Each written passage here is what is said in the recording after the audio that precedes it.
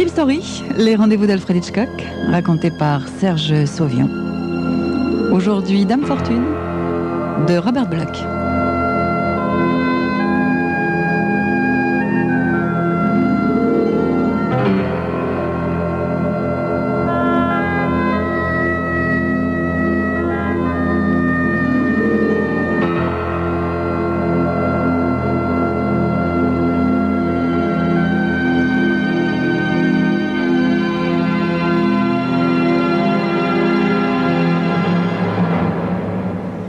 Ivre-mort, Francky s'accrochait des deux mains au bar.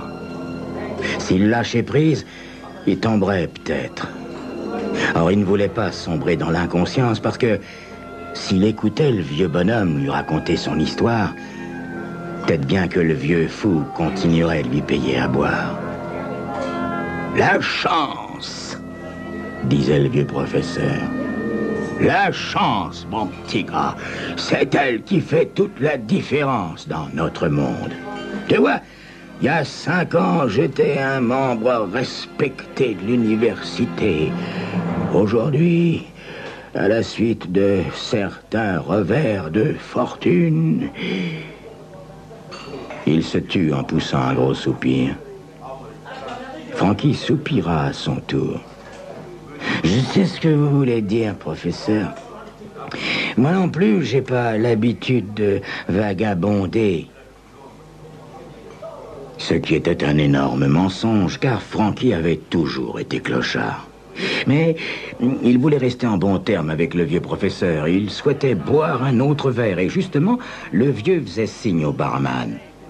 Nul d'entre nous ne peut prévoir ce qu'apportera la chance, mon garçon. Tiens. Si Lincoln s'était penché pour renouer son lacet au moment où Bush pressait la détente, hein? Si l'oiseau n'était pas apparu alors que Christophe Colomb faisait front aux mutins, hein? Tu devrais pas boire autant, mon garçon. Francky haussa les épaules. Et pourquoi, professeur? Hein? Qu'est-ce que je pourrais faire d'autre? J'ai jamais eu de chance, pas une seule fois. Regardez-moi, un vulgaire poivreau miteux. Je tremble comme un vieillard et j'ai 33 ans. Si j'avais seulement un peu de chance.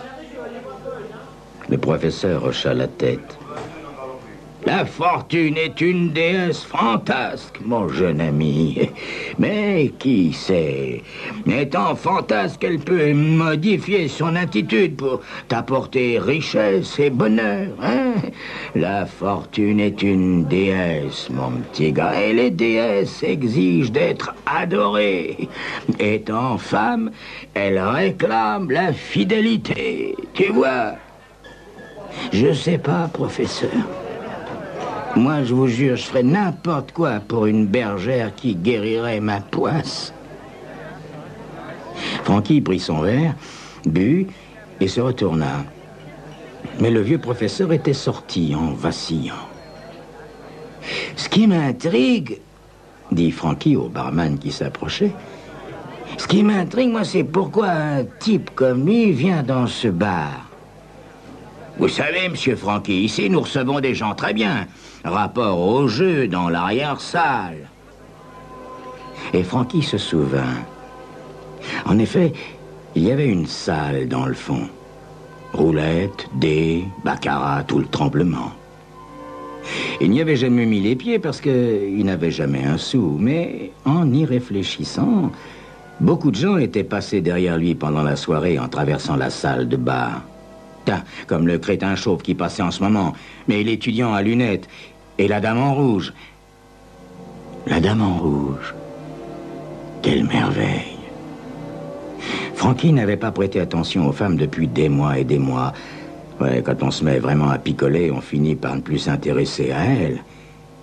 Mais celle-là l'intéressa. Elle portait une robe du soir rouge. Sa peau était blanche comme du marbre et sa chevelure d'un noir de jais, comme ses yeux. Elle regarda Francky en passant et lui sourit. Francky était complètement saoul, sinon il n'aurait jamais osé faire ça.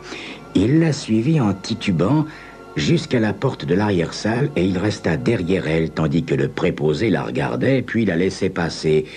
Et c'est ainsi que Francky franchit la porte avec elle.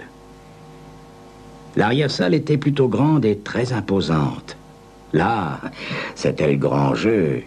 3 vastes tables de roulette et 4 tables pour les dés et 5 tables pour le baccarat. Il devait y avoir une centaine de personnes au moins. Francky suivit la dame en rouge jusqu'à une table de roulette. Tout autour, une quantité de visages florissants, de citoyens bien habillés et pleins d'oseille. Grosse pile de jetons devant certains, petite pile devant les autres. Et la roue qui tournait au milieu. Et chaque fois qu'elle tournait, certaines piles diminuaient, tandis que d'autres augmentaient. Pourquoi? Elle était là, cette chose dont parlait le vieux professeur. La fortune, la chance. Francky observa la dame en rouge. Elle ne jouait pas, se contentant de regarder tout comme lui. Francky la contemplait fixement. Soudain, elle tourna la tête et le regarda de nouveau. Ses yeux étaient comme 2 diamants noirs. Francky voulut éviter son regard, mais la première, elle avait porté les yeux ailleurs, vers le sol. Francky se pencha pour voir ce qu'elle regardait, et c'est alors qu'il vit. Un jeton gisait entre ses pieds. Un jeton qui avait dû tomber de la pile de quelqu'un. Francky se baissa et le ramassa. Un jeton bleu, $20. $20. Évidemment, Francky pouvait l'encaisser immédiatement. Un vrai coup de chance, $20. Il chercha dans la foule les changeurs qui circulaient avec leurs petites boîtes sur le ventre, mais n'en aperçut aucun. Et le croupier commençait son numéro. « Mesdames et messieurs, faites vos jeux, faites vos jeux !» Pourquoi pas? Trouver $20 par terre, c'était de la chance.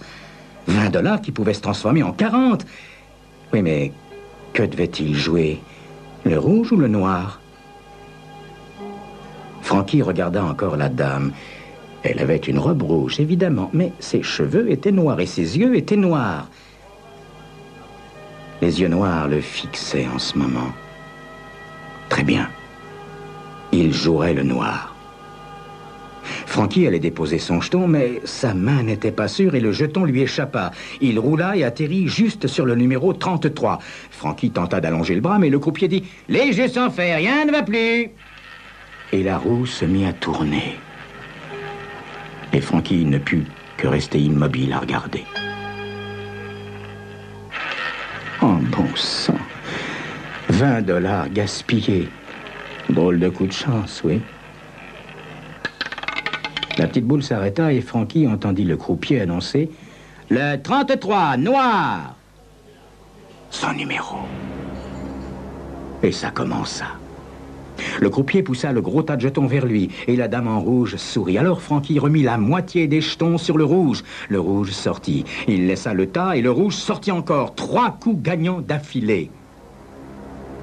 Mais soudain, la dame en rouge secoua la tête et s'éloigna de la table. Francky ramassa donc ses jetons et les remit à un caissier. L'homme le paya en billets de 20, 50 et $100. 3020 comptant. Francky les fourra dans ses poches, traversant rapidement la foule afin de revoir la dame en rouge, afin de la remercier, peut-être même lui donner un petit pourcentage. Il la rattrapa au coin de la rue. « Merci, madame, vous m'avez porté chance. » Elle sourit simplement, et dans la faible lumière, ses yeux étaient plus noirs que jamais. « Tenez, madame, je pense que vous les avez bien gagnés, » dit-il en lui tendant une poignée de billets. Mais la dame ne prit pas l'argent. « Non, sérieusement, madame, prenez ça. Qu'est-ce qu'il y a? Vous entendez pas? Vous êtes sourde ou quoi? Où est-ce que vous allez? » Toujours pas de réponse. La dame était peut-être muette aussi. Francky se mit en marche et elle le suivit. Elle le suivit jusque dans sa chambre. Là, elle resta comme une statue au milieu de la pièce. Attendait-elle qu'il lui fasse du plat? Lui, tout ce qu'il savait, c'est qu'il était fatigué, terriblement fatigué. Il traversa la chambre, s'affala sur le lit et sombra, malgré lui, dans un profond sommeil.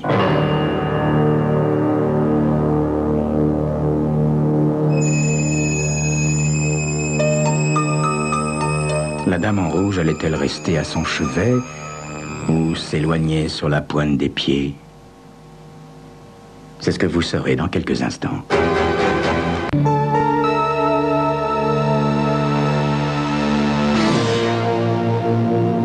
Il avait dû dormir toute la nuit, la tête reposant sur les genoux de la dame en rouge. Et elle avait dû rester assise, immobile, sans dormir, parce que c'était à présent le matin. Et elle le regardait en souriant. Elle continua de sourire tandis qu'il se lavait, se rasait et endossait son autre chemise. « Venez, madame, je meurs de faim. » Ils descendirent dans la rue. Elle l'attendit pendant qu'il allait au grand magasin se vêtir de la tête aux pieds, depuis les chaussures jusqu'au chapeau, puis au restaurant. Il s'avéra que de toute façon, elle ne mangeait rien. Mais qu'allait-il donc faire de cette étrange créature? Il devait trouver un moyen de la semer avant de s'attirer des ennuis. Il sortit du restaurant et elle le suivit. Comme il se préparait à traverser la rue, il s'arrêta.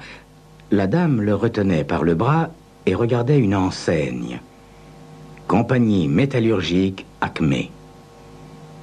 Et alors? Il y avait une pancarte dans la vitrine de l'immeuble. On demande main-d'œuvre. Francky voulut faire un autre pas, mais la dame en rouge le retint et elle tendit le bras. Tout à coup, Francky eut une idée. « D'accord, madame, d'accord, j'y vais. Mais attendez-moi ici, hein, et bougez pas. » Il montra le seuil et elle alla s'y poster. Il passa devant elle et elle lui fit un large sourire. Une fois entré dans l'immeuble, Francky se mit à sourire à son tour. Cette baraque devait avoir une issue de l'autre côté et il sortirait par là tout simplement. Mais il y avait un type dans le hall. Le type aperçut Francky et lui dit « T'es machiniste ou métallo, mon gars? Allez, viens remplir ta demande, on est pressé, le patron réclame de la main-d'œuvre, à corps et à cri, allez, viens !» Avant qu'il ait eu le temps de dire « ouf », le type l'avait fait entrer dans le bureau et un gros bonhomme nommé Chesley lui tendait un formulaire.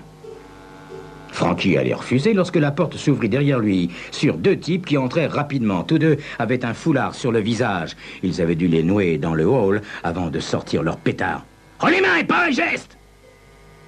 Il y avait là Francky, Chesley, plus un vieux comptable et le type qui l'avait introduit dans le bureau. Tous quatre levèrent les bras. Le vieux comptable semblait sur le point de s'évanouir. D'ailleurs, c'est ce qu'il fit. Il s'évanouit. Tout le monde le regarda s'effondrer. Francky ne remarqua la grosse corbeille à papier que lorsqu'il buta en plein dedans. La corbeille se renversa et roula. Elle frappa un des bandits aux chevilles. Francky trébucha et tomba en avant. Il agita les bras pour se raccrocher à quelque chose. Il se trouva que c'était le cou du plus proche bandit.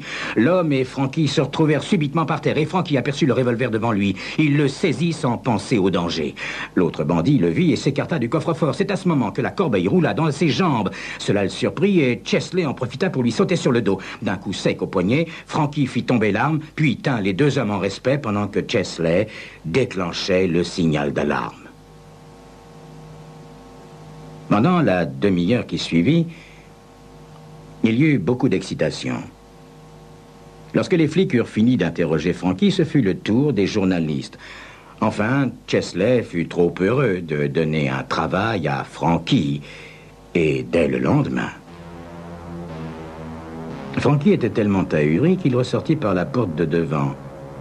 Quand il s'en avisa, il était trop tard pour revenir sur ses pas. La dame en rouge était là. Ils descendirent la rue ensemble, et Francky acheta des valises, puis il se rendit à l'Ardmore pour louer un appartement meublé. Tout simplement. La dame en rouge resta au milieu de la chambre et sourit.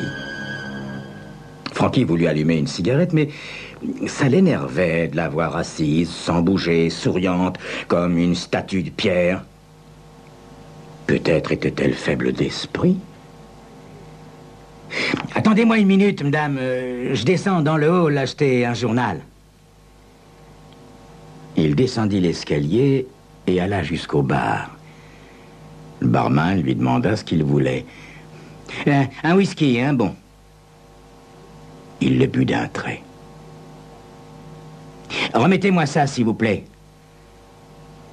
Le barman remit ça. Francky se sentait de mieux en mieux. Et pourquoi pas, hein? Grâce à sa chance, rien ne pouvait se gâter.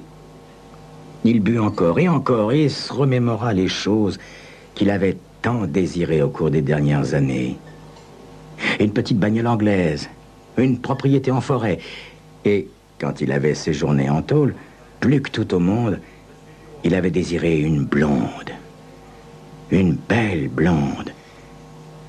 Exactement comme la blonde qui se trouvait là, à l'autre bout du bar.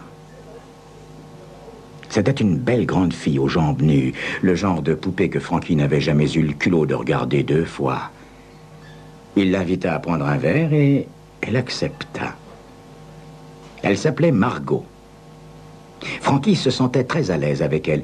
Il lui expliqua qu'il avait de la chance, que tout ce qu'il touchait se transformait en or. Il proposa d'acheter une bouteille pour monter la boire tranquillement, ensemble, dans sa chambre. La fille hésita, juste ce qu'il faut, et finit par dire oui. Dans le hall, Francky lui demanda de l'attendre un instant. Il monta à sa chambre. La dame en rouge était toujours assise et lui souriait. Il s'avança vers elle et lui dit « Merci, merci 1000 fois, madame. Mais maintenant, vous allez partir, hein, parce que elle vous verra, vous voyez ce que je veux dire? On veut être seuls, elle et moi. Vous pigez ?» La dame en rouge resta immobile sans l'entendre. Aussi, Francky se mit-il à répéter ses paroles en hurlant. Et puis il l'empoigna et la poussa vers la porte. C'était exactement comme s'il déménageait une statue, mais il y parvint. Il la mena jusque dans le hall, espérant qu'elle n'apercevrait pas la blonde. Cependant, elle dut la voir car elle le fixa et cessa de sourire. « Allez, madame, allez. Allez, soyez gentille. Vous reviendrez demain, hein ?» Alors la dame en rouge s'éloigna et Francky revint prendre la fille blonde dans le corridor. Entre la blonde et lui, tout alla de mieux en mieux. Elle lui dit qu'elle l'aimait beaucoup et même plus que ça. Mais Francky était tellement ivre, tellement ensommeillé qu'il avait du mal à garder les yeux ouverts.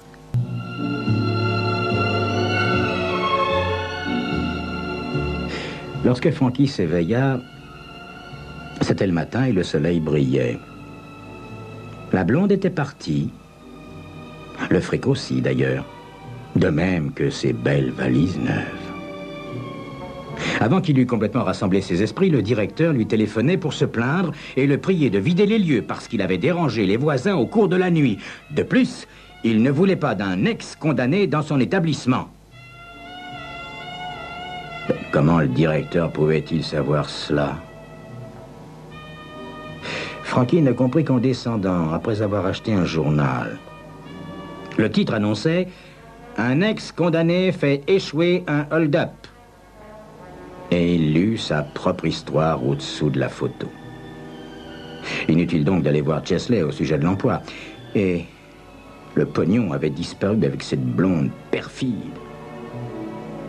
Et alors? Après tout, il pouvait en gagner d'autres avec sa chance. Avec sa chance. Mais elle avait disparu aussi, sa chance. Celle qui était sa chance. Il l'avait abandonnée pour une fausse blonde. Il l'avait balancée pour une fausse blonde, fourbe et voleuse. Imbécile qu'il était. Francky parcourut la ville toute la journée à la recherche de la femme en rouge. Finalement, il décida d'essayer le bar. Il se trouvait à 100 mètres à peine du troquet quand il plissa les yeux et se redressa. Une personne sortait par la porte de devant et elle ressemblait à la dame en rouge. Francky se mit à courir et il vit Margot, la fausse blonde. Elle venait de jouer à la roulette avec son fric. Il la saisit par les cheveux, il l'entraîna vivement dans la ruelle. Elle se retourna en le voyant, elle ouvrit une bouche et des yeux immenses. « Où est mon pognon ?» hurla Francky en lui secouant la tête. « Où est mon pognon ?» Elle désigna son sac. Francky lui donna une dernière poussée furieuse, puis, se jetant à genoux, il fouilla dans le fatras tombé du sac. Il trouva 1 ou 2 dollars en petite monnaie. « Tu l'as perdu, idiote! T'as tout perdu! Tu parles d'une poisse! » Il la regarda. Le dos appuyé au mur, elle était assise à l'endroit où il l'avait projetée. Lorsque Francky l'avait jetée, elle s'était cogné la tête très fort, car du sang coulait de son oreille. Francky se pencha et voulut tâter son front, mais la tête de la blonde tomba en avant.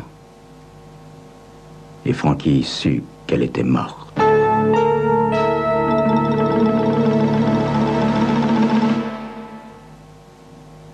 Francky avait dans la main le petit tas de monnaie, juste de quoi se payer un verre ou deux. Il marcha donc vers le bar, entra et se hissa sur son tabouret habituel. Le vieux professeur était là, et Francky lui raconta sa mésaventure. Le professeur était fin sou. Il reposa son verre sur le comptoir et contempla la porte de l'arrière-salle. « Qui est-ce qu'elle fait signe ?» Qui? Je vois personne, professeur. Ah! Alors, si tu vois personne, c'est moi qu'elle cherche, mon petit gars. Le professeur descendit du tabouret et, en titubant, se dirigea vers la porte et entra dans l'arrière-salle. Francky ne voyait toujours personne, mais il se rappela. Le professeur avait dit que la fortune était une déesse fantasque. Donc, elle avait peut-être un nouvel ami qui la traiterait peut-être mieux. Mais peut-être tout simplement étaient-ils cinglés tous les deux. Peut-être que tout cela provenait uniquement de leur imagination. Peut-être même avait-il imaginé qu'il tuait la fausse blonde. Francky ne savait plus que croire. Quand tout à coup, il entendit les sirènes au dehors, et il sut que tout ne relevait pas de son imagination. Les sirènes se rapprochèrent, et Francky leva son verre et dit « À la chance, cette déesse fantasque !» C'est alors que les flics entrèrent et lui passèrent les menottes.